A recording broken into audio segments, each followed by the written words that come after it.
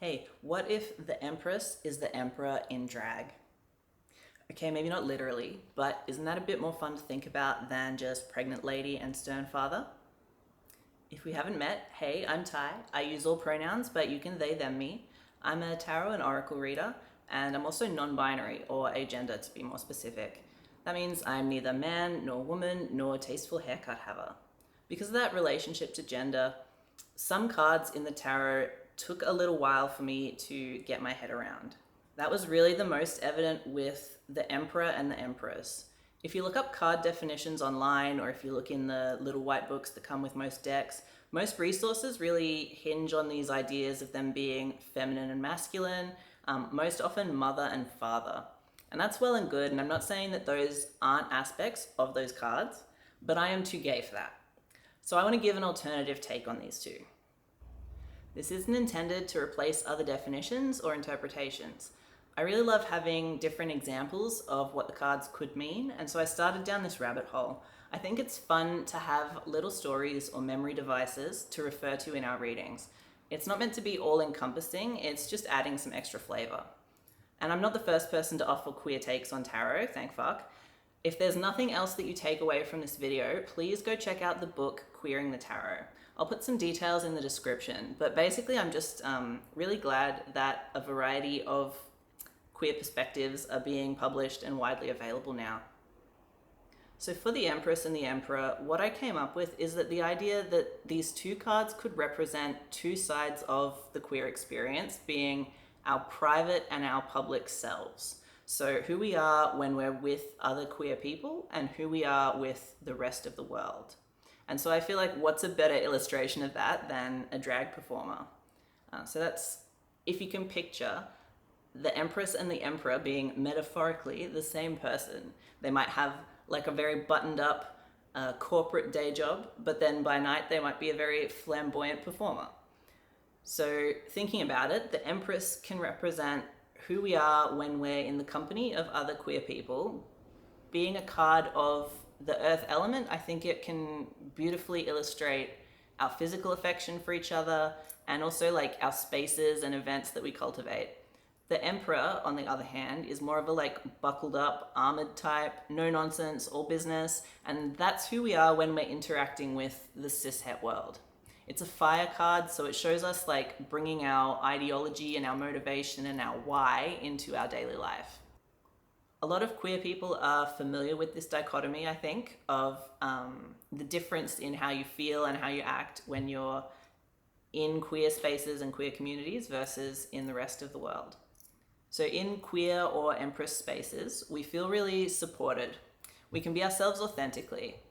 And just to get the birth thing out of the way, birth is not just for biological mothers.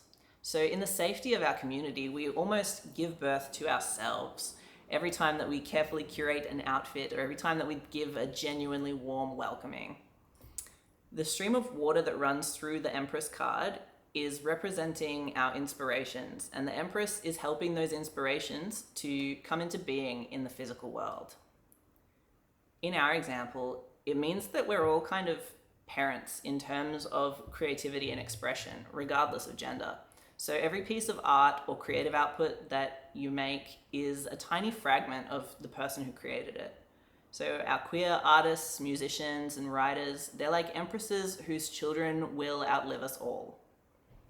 The Empress is also said to represent two goddesses, Aphrodite because of the Venus symbol and Demeter because of the wheat. Yes, goddesses, please stick with me. Aphrodite is really relevant. She had a child called Hermaphroditus, or Hermaphroditus, who was said to be the first non-binary or intersex person. And the existence of those myths is affirming for me because it evidences the fact that we've always been here. So Aphrodite is a good representation of love for us in all of our gender variant glory. As well, Demeter, the second goddess, wouldn't let the seasons change until her daughter was returned. So she loved so fiercely that the entire world felt it. I like to think that that's how we love each other as well. We come to each other's defenses tirelessly, and we love each other through all seasons of life.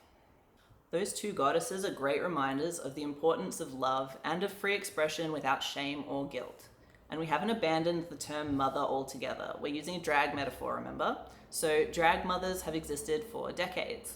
It's a role that you can step up into. It's a powerful position in the community from which you can administer care and education. So you get to be a leader. You're stewarding others into their own power. And that is a perfect example of Empress energy. Meanwhile, sometimes we have to put on an organized front to get shit done in the cishet world. There's a military association with the Emperor that I think makes a lot of people uncomfortable, and rightly so.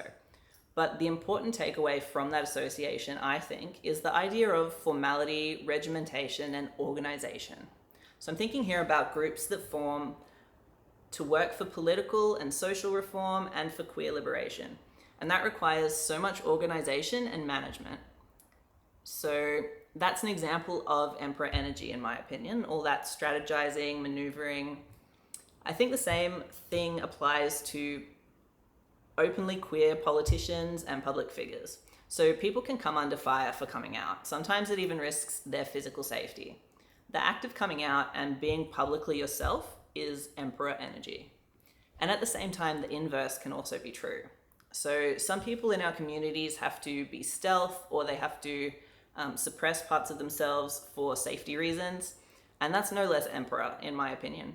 If you have to be in the closet to keep your job or your home, making that decision is the bravest thing that you can do at that moment. So the Emperor knows that nothing stays the same forever. It's about working within a system, and even when that system kind of sucks outright. So we all want to advance the cause of liberation, but we also have to keep ourselves and our loved ones safe. We have to do what we have to do within heteropatriarchy for the time being. Finding ways to do that and keep marching forward is Emperor energy. And of course, not all situations or people can be described as one or the other. We talked about this. Anyway, I had fun thinking about these alternative ways of viewing the Emperor and the Empress. I know that now when I draw these cards, I'm going to be thinking of some different meanings and different definitions that I might have before. And I like to have those different reference points to touch on. I'd love to hear about any queer or gender neutral or inclusive interpretations that you use for tarot cards, especially these two. If you like this video, subscribe so I know to make more gay stuff, and I'll see you in the next one. That's all. Bye.